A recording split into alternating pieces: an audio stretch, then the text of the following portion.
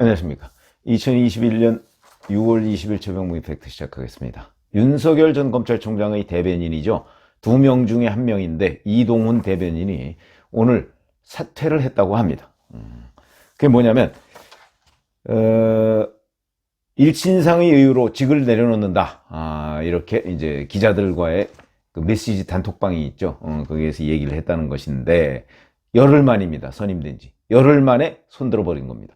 도대체 무슨 일이 있었던 것인가?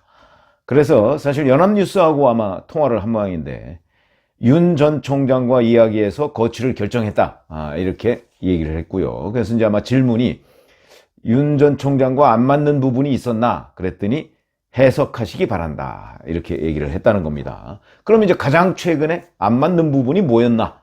그게 이제 메시지 혼선이죠. 국민의힘 입당 문제와 관련해서 본인은 18일 날 라디오에 나와서 입당을 거의 기정사실로 했습니다. 무슨 얘기냐? 사실은 빅텐트를 치려면 그 빅텐트를 치는 중심축을 어디에 꼽아야 하는가? 그 부분에 관해서 국민의힘이 그 중심축이 될 수밖에 없다는 점을 분명히 한다. 이렇게 돼 있어. 그러면 이제 그때 앵커가 또 그런 질문을 했었죠. 아니 그러면 결국 국민의힘의 입당은 기정사실이라고 봐도 되느냐? 그러니까 거기에 네 이렇게 얘기했습니다. 그런데 불과 1시간 반 뒤에 윤석열 전 검찰총장 본인이 그걸 뒤집었죠. 민심 투어를 하는데 민생 탐방 후에 입당 여부를 결정하겠다. 입당 안 할 수도 있다. 뭐 이런 식의 뉘앙스입니다. 결정 안 됐는데 그걸 대변인이 그 얘기했다. 뭐 이런 투죠. 그러면서 입당 문제는 경거망동하지 않고 신중하게 결론을 낼 것. 이런 식으로 얘기를 했습니다. 그러니까 이제 대변인이 얘기했던 것을 한 1시간 반 뒤에 본인이 다 뒤집으니까 본변이 뒤집은 거죠. 이렇게 되니까 대변인은 자기에 대한 불신인으로 받아들이는 것이 당연한 것이죠. 자 그러면 우리 이렇게 생각하시면 되겠습니다. 이동훈 대변인이 그 라디오에 나가서 국민의힘 입당을 기정사실화한 것은 왜 그랬을까요? 자기 생각이었을까요? 자기 생각이 아니었겠죠. 당연히 윤석열 전 총장 축구 이게 얼마나 중요한 문제인데 그걸 자기 생각을 얘기할 수가 있겠습니까? 그러니까 윤 전 총장과 이런저런 얘기를 하고 또는 자기네들 내부에서 회의를 했을 거 아니겠습니까? 이동훈 대변인만 있었던 게 아니고 이상록 대변인도 있으니까 내부에서 회의를 해서 그 회의의 결과 외부에 이런 정도는 밝혀도 좋다는 차원에서 아마도 방송에 나가서 그걸 기정사실로 얘기를 했을 것이다. 저는 뭐 이거 거의 틀림없다고 생각을 합니다. 뭐 나중에 혹시 어떤 일이 밝혀질지는 모르겠으나 거의 틀림없을 것이다. 이렇게 생각을 하고요. 그러면 이걸 윤석열 전 총장이 왜 뒤집었느냐? 이거는요, 아마도 이제 여기는 뭐 누가 밝히는 사람이 없으니까. 아마도 제가 그동안의 취재 경험이나 이런 걸 봤을 때는 이동훈 대변인이 그런 얘기를 한 거는 그 캠프 내에서 거의 누구나 인정하고 있는 공감대일 텐데, 자, 그럼 그걸 뒤집은 거는 누군가가 이동훈 대변인이 그 얘기를 한 뒤에 윤석열 전 총장한테 아니, 민심 투어가 지금 예정이 돼 있는데 그걸 대변인이 나가서 민심 투어에서 경청을 하고 그 결과 어떻게 하겠다. 이게 일의 순서에 맞는 것 아니야? 근데 대변인이 졌다고 얘기해서 되겠어? 라고 얘기하니까 윤 전 총장이 그쪽 손을 들어준 거죠. 그러니까 무슨 얘기냐면 이동훈 대변인 입장으로 봐서는 자, 자기는 그래도 명색이 거기에 거의 유일한 대변인입니다. 지금 대변인이 둘이라고 그러지만 한 사람은 SNS나 주로 이런 걸 맡고 있고 이제 방송에 나가서 얘기하는 거는 이동훈 대변인이 거의 유일무이한데 근데 그 사람이 얘기한 것을 그 권위를 부정해버리고 윤 전 총장을 움직일 수 있는 세력 따로 있다는 얘기죠. 저는 그렇게 봅니다. 그러니까 윤석열 전 총장의 실세 그룹이 따로 있다. 그걸 뭐 이제 뭐 흔히 정치권 용어로는 비선실세 이렇게 얘기하는데 아직 뭐 공식적으로 등판도 안 했으니까 그걸 비선실세가 아니라 어찌 보면 뭐 이동훈, 이상록 두 대변인 빼놓고서는 다 비선이겠죠. 그러나 여튼 윤 전 총장의 귀를 잡고 있는 실세 그룹이 따로 있다. 그래서 그거는 심지어 이동훈 대변인이 대외적으로 공표한 것까지도 뒤집을 수 있는 힘이 있다. 이런 걸 의미하는 겁니다. 뭐 그게 꼭 나쁘다는 얘기는 아닙니다. 그러나 그런 실세 그룹이 따로 있다. 이런 것이죠. 근데 거기에 귀를 기울이고 있다는 겁니다. 윤석열 전 총장이. 그러니까 이동훈 대변인 입장에서는 아마 자, 내가 이미 우리 캠프 내의 전체적인 분위기를 듣고 나 나름대로 해석해서 국민들한테 전달을 했는데 그걸 몇 시간도 안 지나서 바로 뒤집게 만드는 실세 그룹이 있다. 이렇다면 나는 일을 못 하겠어. 이렇게 일종의 재신임을 물었다고 저는 봅니다. 그런데 윤석열 전 총장이 안 잡은 거죠. 그 얘기는 이동훈보다는 그 실세 그룹을 더 신뢰한다 라는 의미가 되겠습니다. 이 부분과 관련해서 이상록 대변인이 이렇게 설명을 했습니다. 18일 저녁에 두 대변인을 만나 앞으로 국민 앞에 더 겸허하게 잘하자면서 격려했다. 하지만 이동훈 대변인은 19일 오후, 그러니까 어제 오후죠. 건강 등의 사유로 더 이상 대변인직을 수행하기 어렵다는 뜻을 밝히자 윤 전 총장은 아쉬운 마음으로 이를 수용했다. 이렇게 되어 있습니다. 자, 그럼 이게 제가 말씀드린 게 안 잡았다는 겁니다. 뭐 아쉬운 마음 어쩌고 이런 표현은 그냥 수사학적인 표현이고 안 잡았다는 것이죠. 안 잡았다는 의미는 윤석열 전 총장은 본인 뒤에 있는 그 실세 그룹이 나한테는 훨씬 중요하다. 이동훈 대변인보다는 이런 것이죠.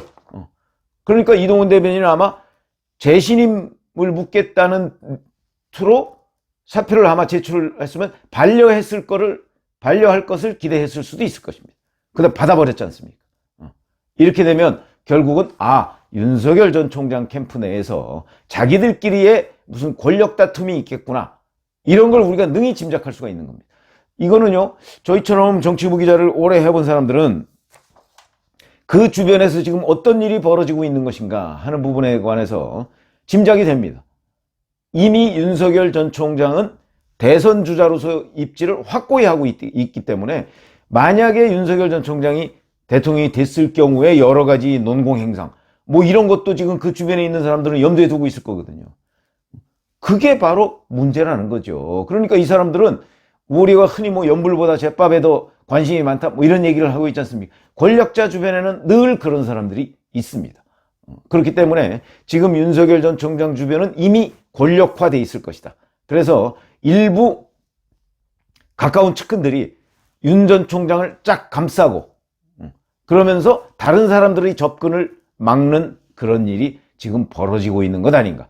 그 과정에서 이동훈 대변인은 기자하다가 윤 전 총장 대변인으로 갔는데 뭐 사전에 무슨 뭐 대단한 그 인연이 있는지는 모르겠으나 어쨌든 기자로서의 전문성을 인정받아서 갔는데 가서 보니까 실세 그룹이 따로 있다는 거죠.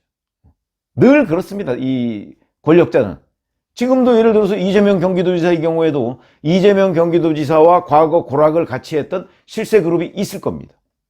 그런데 이제 본인이 그것을 잘 균형을 잡고 정무적 감각을 발휘해서 실세 그룹과 그 다음에 측근 그룹이라는 건 이제 뭐 정무적 보좌를 하거나 아니면 뭐 공보 기능을 하거나 이런 사람들이죠. 그쪽과의 갈등을 조절해가면서 캠프를 이끌어가면 되는데 윤석열 전 총장은 지금 아직 그 부분에 관해서 아마추어 아닙니까? 제대로 정치를 해본 적도 없고 자기 캠프를 꾸려본 적도 없습니다.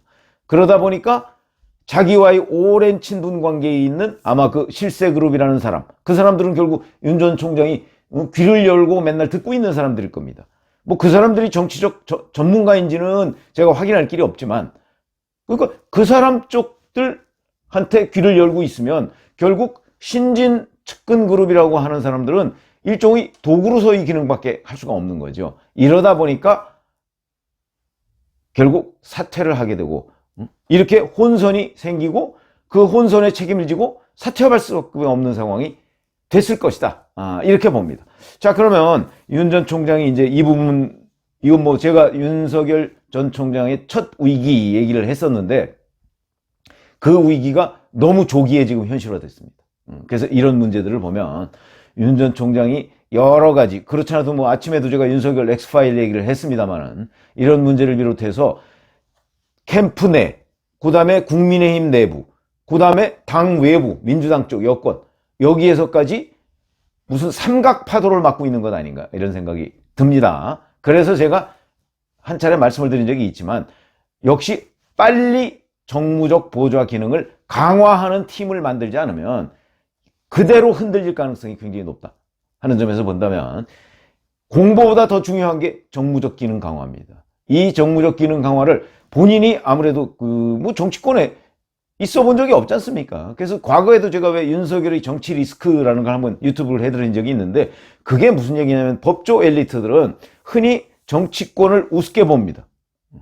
그러다 보니까 정치권이 그거 이런 거야, 나도 알아, 이런 식인데, 글쎄요, 저희 뭐 기자 오래 해봤지만, 정치부 기자 오래 해봤지만, 정치라는 것이 정답이 있는 게 아닙니다. 이 사람은 이렇게 얘기하고 저 사람은 저렇게 얘기하는데, 거기에 대해서 이게 옳다라고 판단할 뚜렷한 근거가 없습니다, 사실은. 그거는 저희 같으면 이제 정치부 기자 경험으로 그 부분을 메울 수 있는 거고요. 근데 윤석열 전 총장은 평생 검사만 한 사람인데, 정치 경험이 없습니다.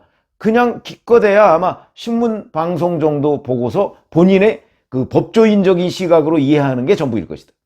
그렇게 본다면 결국은 그런 것이 아니고 진짜 정치 현장에서 정치를 관찰하거나 실제 해본 사람들, 그런 사람들한테 끊임없이 자문을 받지 않으면 바로 이런 일들이 벌어진다. 제가 윤석열의 첫 위기라고 하는 데에서 저 같으면 차라리 이동훈 대변인이 그렇게 얘기를 했으면 그걸 그냥 인정을 하고 넘어갔으면 어땠는가, 이런 제가 말씀을 드린 적이 있는데, 왜 그러냐, 그 캠프 내, 지금 캠프 꾸려진 지도 얼마 되지도 않는데 그 안에서 혼선이 있는 걸 국민들한테 보여주는 것보다는 어차피 국민의힘 입당은 불가피하다고 저는 보기 때문에, 그러면 차라리 그 일정을 조금 당기거나 그래서 대변인을 불신임하는 일은 없어야 된다. 그게 위기를 돌파하는 방법이다. 저는 그렇게 생각을 했고, 그런 걸 첫 위기라는 유튜브에서 제가 말씀을 드린 적이 있는데, 윤 전 총장은 그런 선택을 하지 않았습니다. 이거는 대단히 아마추어적인 선택이라는 것이죠. 잘못됐죠. 이동훈 대변인이 만약에 그 사전에 윤 전 총장하고 얘기한 부분을 확대 해석한다든가 뭐 개인적으로 넘겨짚어서 국민의힘 입당을 기정사실로 해야 돼, 이러면 잘못된 거죠.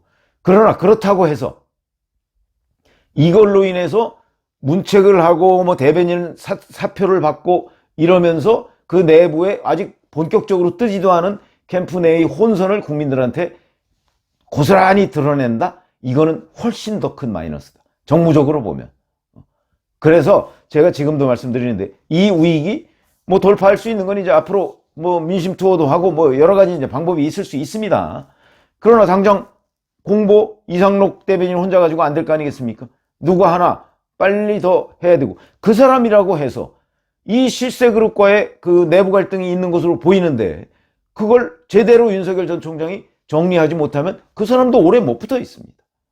그래서 이런 정무적 보좌팀 빨리 구성하지 않으면 이 위기는 점점 심화될 것이다. 이렇게 말씀을 드리겠습니다. 감사합니다.